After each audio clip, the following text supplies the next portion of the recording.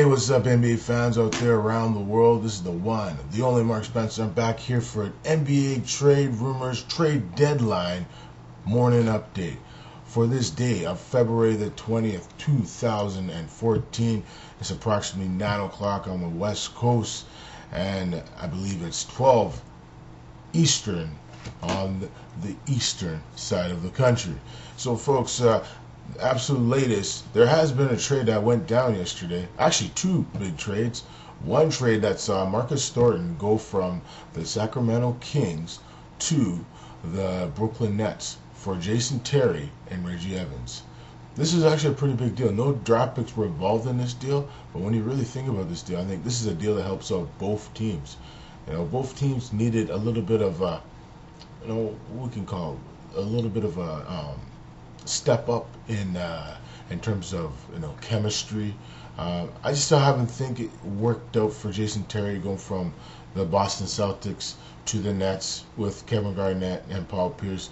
It hasn't really worked out for him there. So I think with Jason Terry, he goes to a team in Sacramento. It's a young team. It's an up-and-coming team. He's making quite a bit of money. And with Reggie Evans, a rebounding machine, former Raptor. I mean, here's a guy that knows how to play. He goes hard. He goes hard all the time. He plays very, very, with lots of intensity. And I think he'll really help out the Nets. Actually help out the Sacramento Kings. And with Marcus Thornton, one of the game's premier three-point shooting threats, can get you 10, 20. I think he's a point-a-minute guy, so he can get you 10, 20 points just like that. Just like that. They give him the ball. 95% of the time, he scores. Unlike some of these other guys like Paul Pierce, who should be scoring his three-point shots, but isn't. And he's always consistent. And, you look at Joe Johnson. It takes a little bit of pressure off Joe Johnson. He's been scoring at a rate. It's just amazing right now. I know Darren Williams has been hurt most of the year. Brook Lopez out for the season. I hear another trade that the Nets are probably will complete today. Jordan Hill from the Lakers, probably for some draft picks and maybe a few players. So the Lakers want to unload some salary to get under luxury tax threshold. Because I guess in the summertime they are going to try to take a run at maybe LeBron James, Carmelo Anthony, and a few other big free agents that will be available. So there's even Kyle Lowry. I mean, here's another guy that, there's a lot of teams that really covered. I heard one rumor last night that the New York Knicks tried to acquire Lowry again. The Raptors turned him down, but you never know. Maybe the Knicks might sweeten up the deal, and they might actually get Kyle Lowry at the trade deadline. I wouldn't be surprised to see Kyle Lowry go. There's been talk of DeMar DeRozan, Amir Johnson. I'm hearing right now. If a certain player Golden State can't get, you'll be surprised if they go after the Raptors. Amir Johnson. Amir Johnson has played some good basketball of late. The Raptors have really played amazing after they made the big Rudy Gay deal. That was, I think it was an 8-player deal. It really worked out for both teams, especially the Raptors. John Solomons has found his game. You look at Patrick Peterson, he's really become that power forward I envisioned. Years ago, they should have drafted him, the Raptors, but they didn't, because they had a surplus of power forwards at the time. But, I always knew Patrick Patterson could play. When I saw him play at Kentucky with DeMarcus Cousins, man, those guys were awesome.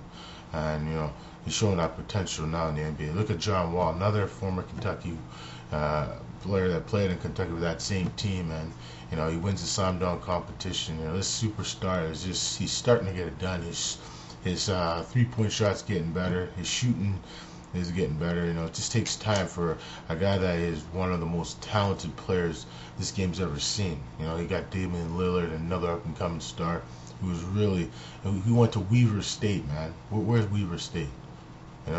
And he's become a household name in Portland. And, just like Marcus Aldridge, he's been there forever. These guys have really turned their team around. I wouldn't be surprised if Portland does something today. I'm hearing they might trade Miles Leonard. And there's been talk of Wesley Matthews, but it would suck to see them trade those guys up. But I think they want to get some more experience on that team. And it's never bad to get experience. Experience is always important nowadays, especially in the National Basketball Association. When you're looking at injuries, you're looking at all these other things that can hurt you as you're trying to get to the finals in the NBA. So, I like Portland. They kind of remind me of the Seahawks who won the Super Bowl.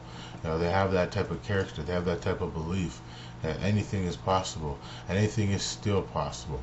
So, expect the unexpected. Here's the absolute latest. The Bobcats and the Bucks are close to a deal that would send Gary Neal from the Bucks to the Bobcats. The other player would be going the other way. It looks like Ramon Sessions would probably go the other way. This is the report at 10:56 a.m. Eastern Time. The Bobcats and the Bucks are nearing an agreement that would send Neal to Charlotte. Tweets Ken Berger of CBSSports.com. Still, Milwaukee owner Herb Kohl would have to sign off on an increase in the team's salary as part of the deal, according to David Aldridge's Twitter link. The Bobcats are trying to convince Bucks to take on Ramon Sessions in return for Neal. So we'll see. Ramon Sessions is a good player. If he goes there, he's going to bring some leadership to the Bucks. I mean, that's one thing they're missing in that team is the leadership. Gary Neal turned out to be a bust. He was a big offseason signing for the Bucks. He hasn't lived up to the hype, and we'll just have to see what happens next. There's some other news on Neal. There's been teams like the Suns, the Wolves, the Kings have all tried to acquire Neal, but the Bucks look like they're going to do the deal with the Bobcats. And here's some other news from yesterday. The pursuit of Neal is the only active discussion engaged. Evan Turner going to the Bobcats. It's a possibility. I think I could see the Bobcats acquiring Evan Turner. They have guys like Ben Gordon. They have Bismack Biyombo. They can move it to acquire an Evan Turner. Because Philadelphia, they are in full rebuilding mode. So, if they can acquire Ben Gordon, they can take on his salary for this season, and in the offseason, his contract's off the books, so he's an expiring contract. So this would be a pretty good deal. Evan Turner for Ben Gordon and Bismack Biyombo. So that would be a pretty good move. I just don't know if Michael Jordan's willing to trade off Bismack Biyombo. You never know. He'll do anything to improve his team, and Evan Turner will improve their team long term. Well, here's one report from Tuesday. The Bobcats, the Thunder, are both interested in acquiring sharpshooter Gary Neal. According to Mark Stein of ESPN and Gary Wolfo of Racine Journal-Times, Stein reports that Neal has been openly shopped by the Milwaukee since January, and we heard on Friday the four-year guard is unhappy with the Bucks. A recent Wolfo piece labeled Brandon Knight, Giannis Octopo, and Chris Middleton as the only untouchable assets on the Milwaukee Bucks roster. Now, I've heard rumors of Larry Sanders maybe getting moved, but the chances of that happening are zero. There's even chances of Caron Butler maybe getting moved today. I could see the Miami Heat acquiring him, so for that to maybe go down.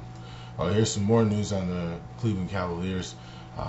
It looks like the Cavs have had discussions with the Clippers about swapping Tyler Zeller, the older brother of Cody Zeller, for Reggie Bullock.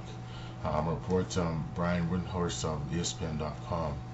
The Cavaliers have been aggressively shopping Tyler Zeller the past few days, tweets Jason Lloyd of the Archon Beacon Journal. Zeller's role in line is to be reduced since the Cavs have agreed to a trade for Spencer Hawes. Wow, so Spencer Hawes is going to the Cavs. I didn't even see that one coming. And there's been talk the last few days, from what I've been hearing, that Luol Deng, his name is coming up in some serious trade discussions. The Suns, the Thunder, I would even throw in the Knicks, might be interested in acquiring that player. So here's the deal that went down with the Cavaliers today. The Cavaliers have acquired Spencer Hawes for Clark and Sims. Okay, here it is. Henry Sims is looking ahead to the Sixers.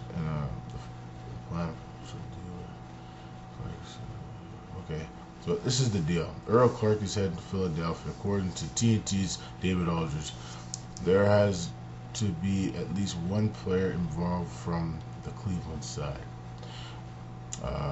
there are players on expiring contracts headed to the Sixers in the deal. Tweets: the only players on the expiring deals for the Cavs are Luol Deng, C.J. Miles, Anderson Varejao, Earl Clark, Alonzo G, and Henry Sims, and Matthew Dellavedova. So in acquiring Spencer Hawes, Cleveland get a big man. They needed to get another big man to go with Anderson Varejao, take a little bit of pressure off the big guy. And now it looks like it's official. Tyler Zeller will probably be moved either today or maybe in the offseason. Zeller hasn't really lived up to the big draft pick that he turned out to be. He hasn't really put up the numbers he put up when he was with North Carolina. But the NBA is very, very tough.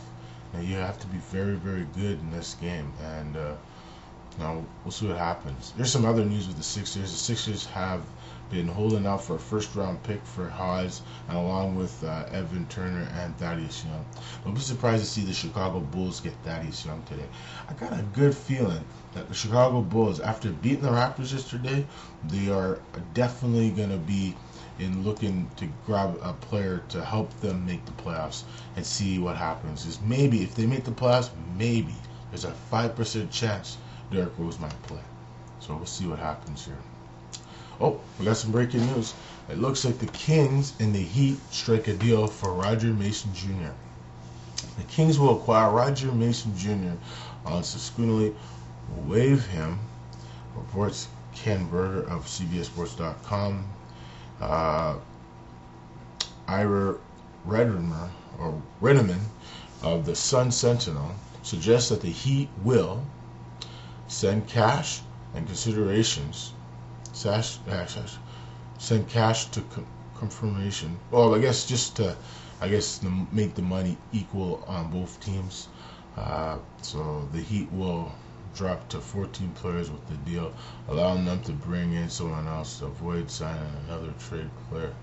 Sacramento will take Mason into the last remaining roster spot after acquiring Jason Terry and Reggie Evans.